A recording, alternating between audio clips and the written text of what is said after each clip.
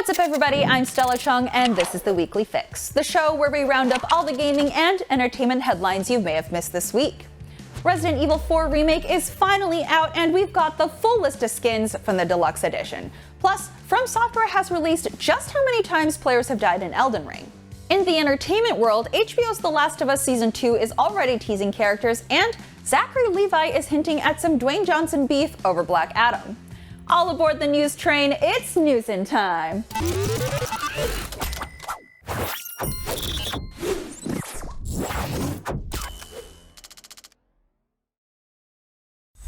The Resident Evil series has always embraced its sillier side, and some newly revealed costumes for Resident Evil 4 Remake let Leon and Ashley really express themselves. Capcom has finally given a glimpse at what the two hidden Ashley costumes are for the game's digital deluxe version.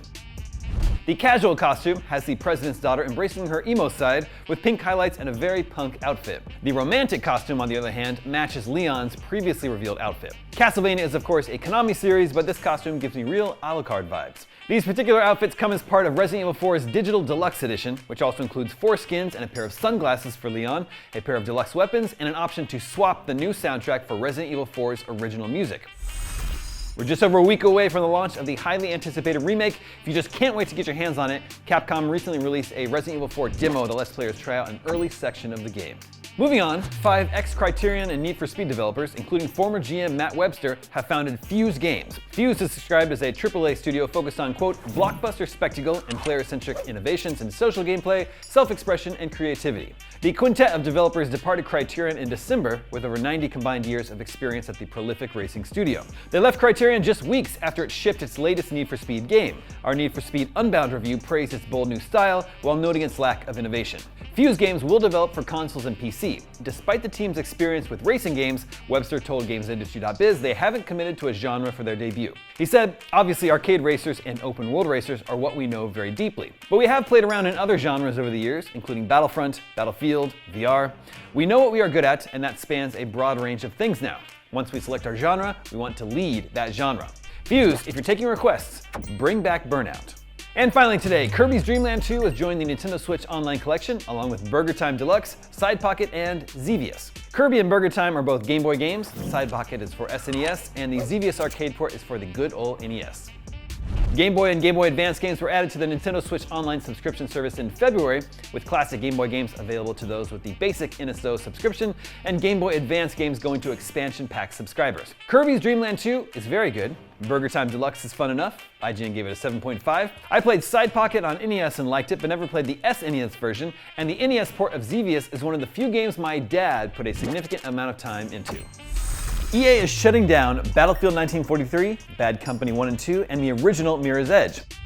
On April 28th, the 4 games will be removed from digital stores and will no longer be available to purchase. EA says, quote, this is in preparation for the retirement of the online services for these titles, which will happen on December 8th, 2023. Battlefield 1943 is an all-online multiplayer shooter from 2009, so without its online service, there won't be much for players to do with it. But both Bad Company games have beloved single-player campaigns along with their multiplayer modes, so it's a shame to lose those. And wouldn't you know it, turns out EA is not delisting Mirror's Edge. That was apparently an error. The official Battlefield Twitter account posted an update reading, an earlier version of this announcement included Mirror's Edge. That was an error.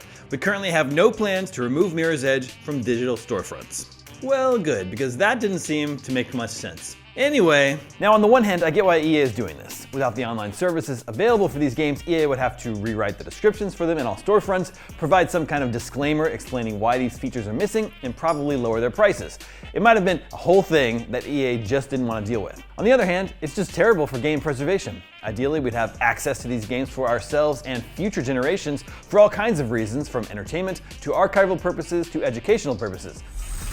It's always disappointing when a game, beloved or not, just disappears and can no longer be accessed by new players. Moving on, Blizzard says the technical issues that plagued Diablo 4's Rocky open beta have helped pave the way for its full launch on June 6th.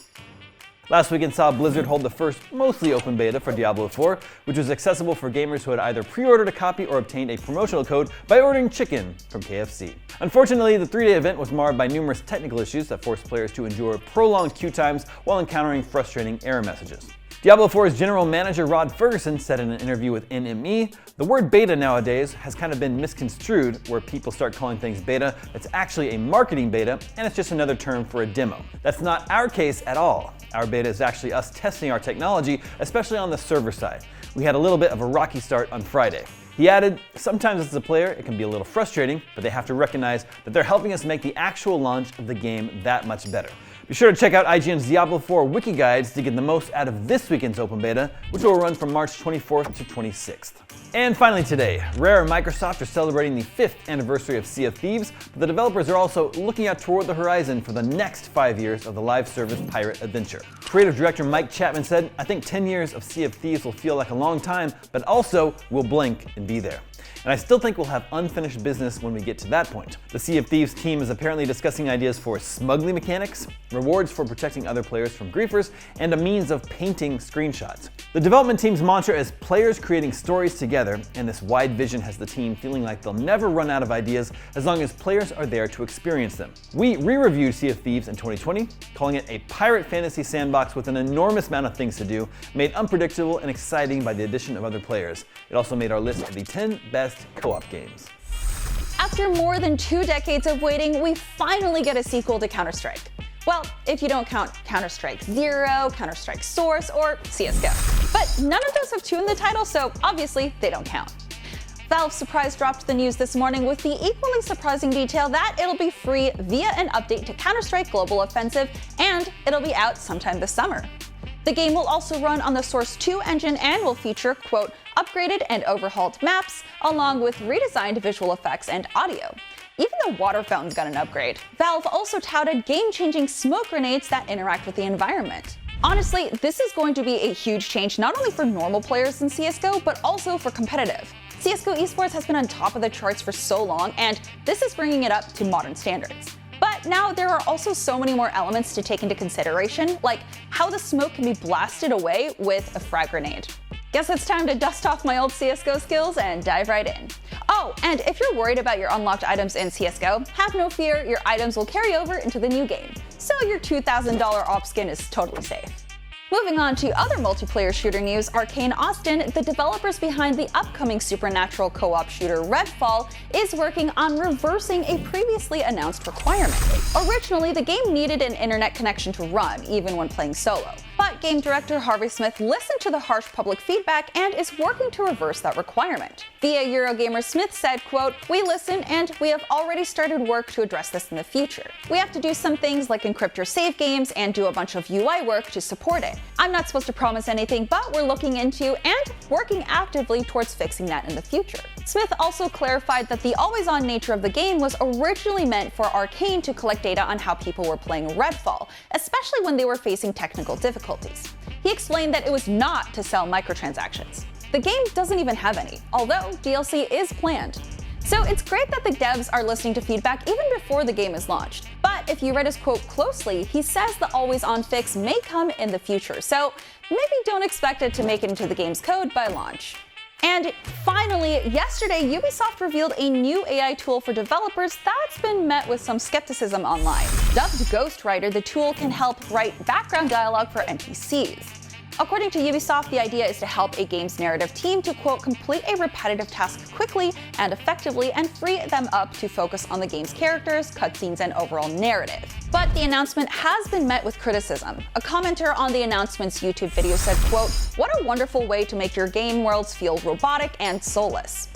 Tom Happ, the developer of indie games Axiom Verge and its sequel, said via Twitter that the tool could be useful for other indie devs who can't afford a large writing staff to handle background dialogue. Alana Pierce, former IGN staffer and current writer for Sony's Santa Monica, said via Twitter, "As a writer, having to edit AI-generated script/dialogue sounds far more time-consuming than just writing my own temp lines. I would far prefer AAA studios use whatever budget it costs to make tools like this to instead hire more writers." With the emergence of consumer-facing AI tools like DALL-E and ChatGPT, it will undoubtedly have an impact on game development for years to come. To celebrate Elden Ring's 1-year anniversary, Bandai Namco released a series of infographics detailing the number of times players had died in-game and what had killed them. It was also revealed that there were 5.9 billion boss attempts since launch, with Millennia being a whopping 329 million of that. Margit the Fell Omen, the first real boss you encounter, was attempted 281 million times. The Limgrave Tree Sentinel, that really tough guy and the horse you meet 5 minutes into the game, was attempted 277 million times. And the final boss was attempted 148 million times. The biggest shock to these stats, though, is how many times people died in Elden Ring, which was over 9 billion times. So for context, the Earth's population is currently 7.8 billion. The notorious difficulty of FromSoft's games has scared off a lot of players in the past, but it seems like Elden Ring's open-world setting was enticing enough to attract some newcomers. While enemies were the leading cause of death, 1.2 billion deaths were the result of falling, which I would never ever do because I never fall off ledges or took fall damage thinking I could make it to a tree branch. Not me. I guess I could drop here. Oh! Oh, what the f?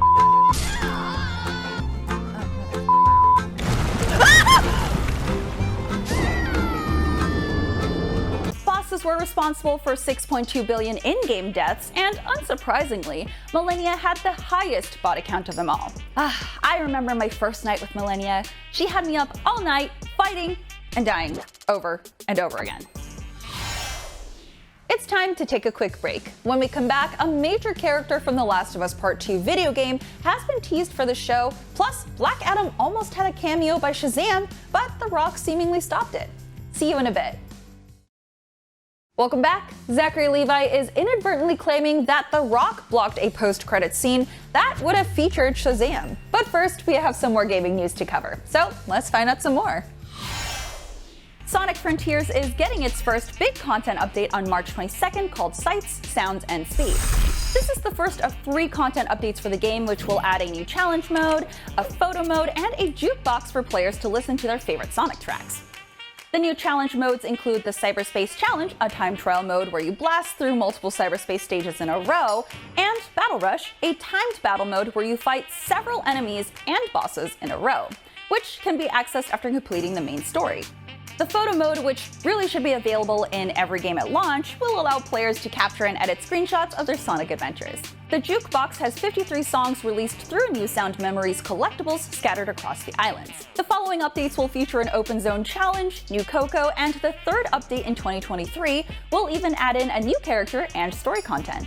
Will you be playing to get those snapshots of Sonic throughout the islands? What Sonic track are you putting on repeat on the jukebox? Let us know. Phil Spencer revealed in an interview with the Financial Times that Microsoft will be opening an Xbox mobile app store. This will come just in time for EU's Digital Markets Act in March 2024, which requires Apple and Google to allow third-party app storefronts on their mobile platforms. Spencer said, "We want to be in a position to offer Xbox and content from both us and our third-party partners across any screen where somebody would want to play. Today, we can't do that on mobile devices, but we want to build towards a world that we think will be coming where those devices are opened up." Microsoft had also presented documents to the UK's Competition and Markets Authority last year that made its intentions clear to create an Xbox mobile app store. I understand why they need to make their intentions clear, but the way they explain it sounds like a weird marriage proposal to their parents. Anyways, Microsoft had already signed deals with Nintendo and cloud streaming services GeForce and Ubisoft, so they're hoping its initiatives to provide Activision Blizzard content to as many platforms as possible will ease fears of anti-competitiveness from regulators about that merger. That merger process is still underway. Now, I wish this wasn't true, but seems like The Rock might have been responsible for the Black Adam Shazam crossover never happening, and Shazam star Zachary Levi might have just confirmed it to be true. Now, according to The Wrap, The Rock apparently vetoed a Black Adam post-credit scene that would have featured Shazam.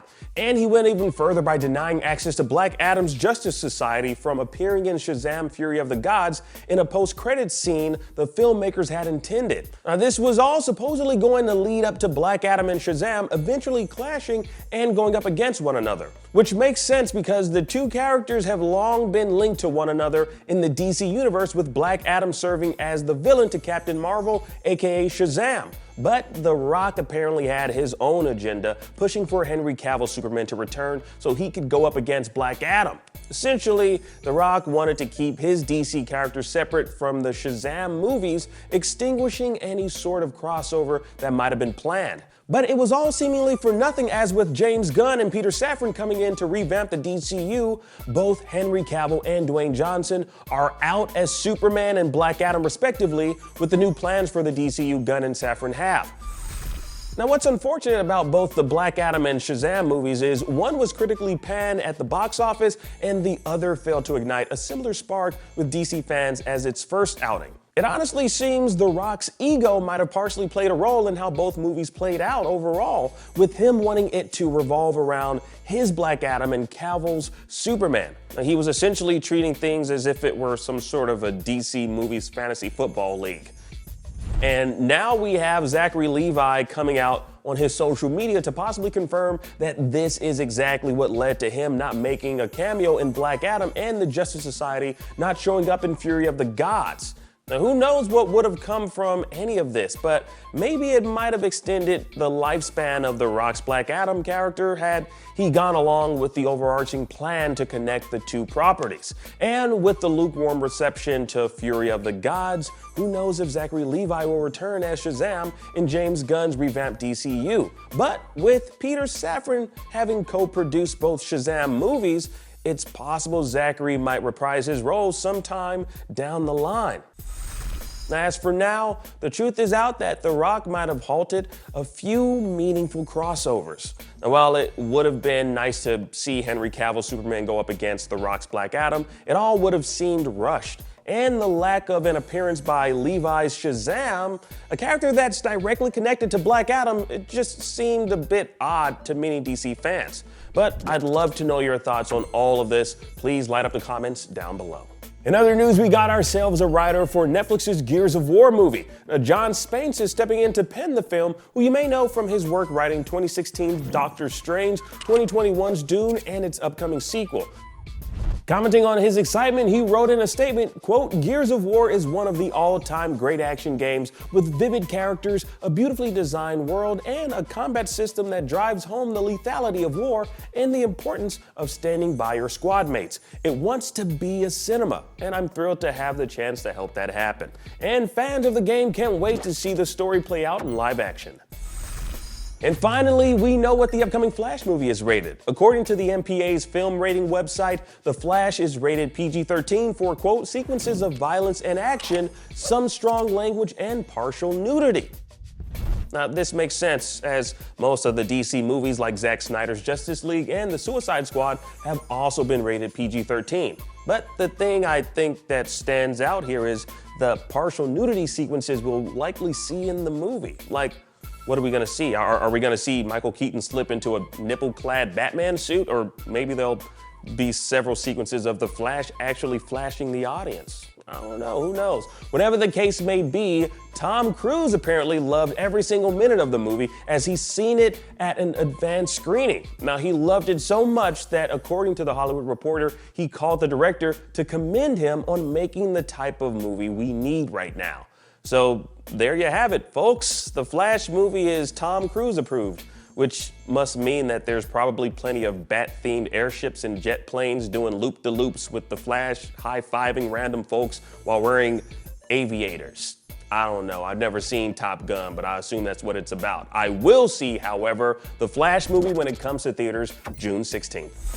All right, now The Last of Us on HBO has come to an end, but Neil Druckmann and Craig Mazin are hard at work on adapting the sequel of the video game series to live action. Now, the boss man over at Naughty Dog Games teased this image with the caption, quote, "No The Last of Us on HBO tonight, but season 2 is already on its way. Endure and survive." Now, the image in question is of a muscular arm holding a hammer, which gamers will remember was the main antagonist from Part 2, Abby's weapon of choice. So it'd be a safe assumption to say that this must be a picture of Abby's arm, right? Well, the image posted recently by Neil Druckmann was originally posted 5 years ago as one of the Outbreak Day posters Naughty Dog released, which was before the game development company revealed Abby as a character in Part 2. Now, along with that particular image, which we now know to be Abby's arm, we also got a poster of Ellie wielding a pocket knife.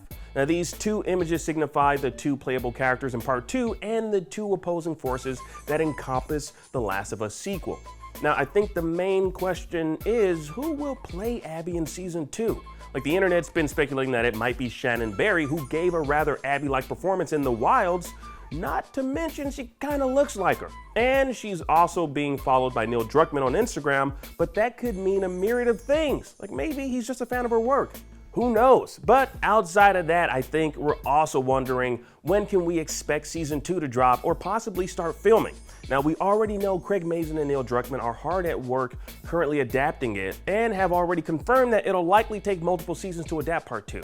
But as far as filming is concerned, we might have been given a bit of a clue from one of the actors of this series. Now, Bella Ramsey mentioned on the Jonathan Ross show, quote, "It will be a while. I think we'll probably shoot at the end of this year, beginning of next. So it'll probably be at the end of 2024, early 2025. Now, season 1 was filmed in Canada, July 2021 to June 2022. A whole year of production so that the series could benefit from the seasonal changes in weather. So if we're looking at a similar timeline as the previous season, with Mazin and Druckmann still scripting, it's likely we won't see things go into production until either late this year or early 2024. So a 2025 release date for season 2 is more than likely.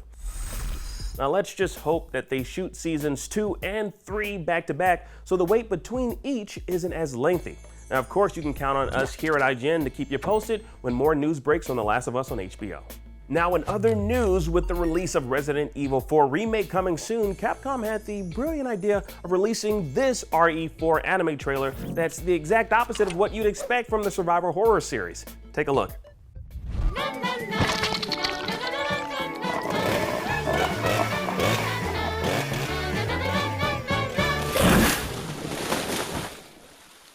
Ashley どこにいるんだろう。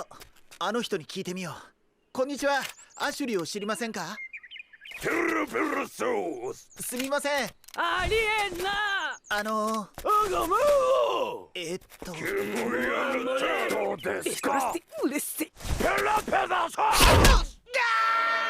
泣けるよ。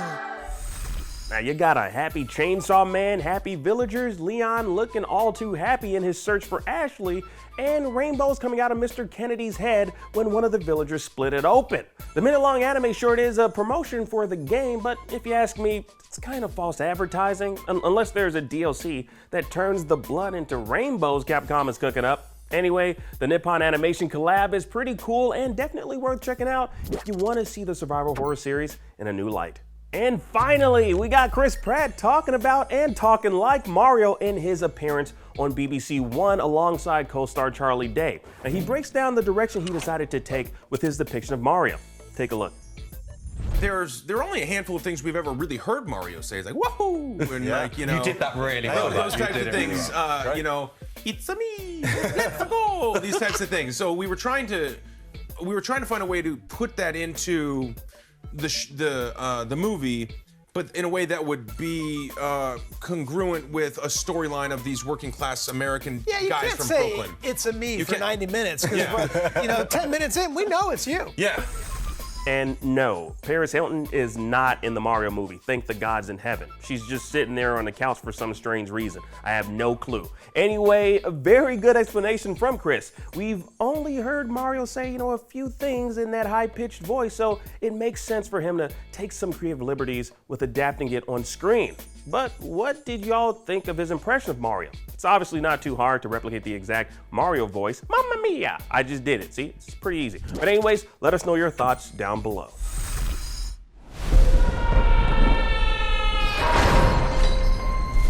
Where am I? Ooh, fresh meat for the grinder. Pay him no heed. He is cute, but he is. There's gotta be a way out of here. There's no escape. The only hope is the sweet relief of death. Whoa! Oh, you've got to be kidding me! My army! Koopas! Goombas! Whatever those things are! Aww. We will destroy the Mushroom Kingdom! Bowser is coming. I'm not afraid. I'll do anything for my brother. We're going to save him. Yes! Fire! You asked for it. This is fun! Here we go! Attack!